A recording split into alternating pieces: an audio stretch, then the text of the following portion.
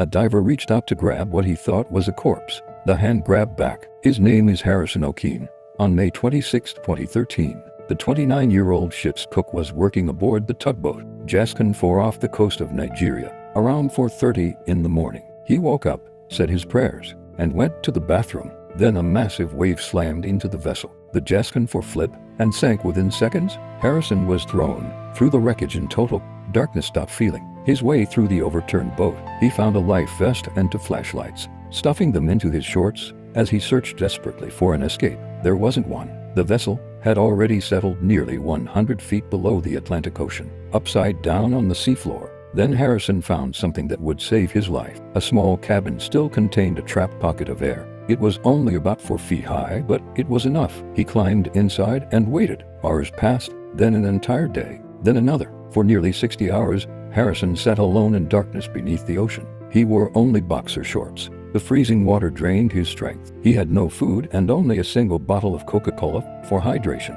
Outside the cabin, he heard sounds he would never forget. Fish feeding on the bodies of his crewmates in the darkness beyond his air pocket. There had been 12 men aboard the Jaskin 4. 11 were dead. When rescue teams arrived, they weren't searching for survivors anymore.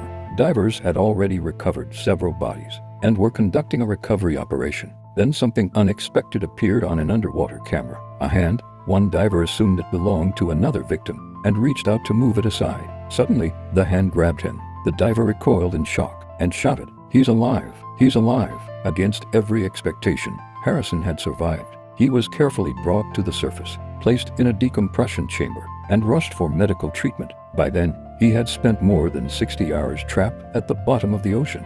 During those endless hours, Harrison later said he repeatedly recited a psalm his wife had sent him shortly before the accident. In the darkness, he clung to those words and refused to surrender hope. The other 11 men aboard the Jaskin 4 never made it home. But Harrison's story didn't end with his rescue. Most people would never go near the ocean again after an experience like that. Harrison chose a different path. He trained to become a professional commercial diver, returning to the very environment that had nearly taken his life because he refused to let fear write the final chapter of his story. Think about that for a moment. A man spent 60 hours trapped in darkness beneath the Atlantic Ocean, freezing, thirsty, alone, unsure if anyone was even searching. Yet he kept holding on, to a flashlight, to a bottle of Coke, to a prayer, to a pocket of air. What do you think kept Harrison alive? Faith, luck, or sheer determination? Let me know in the comments.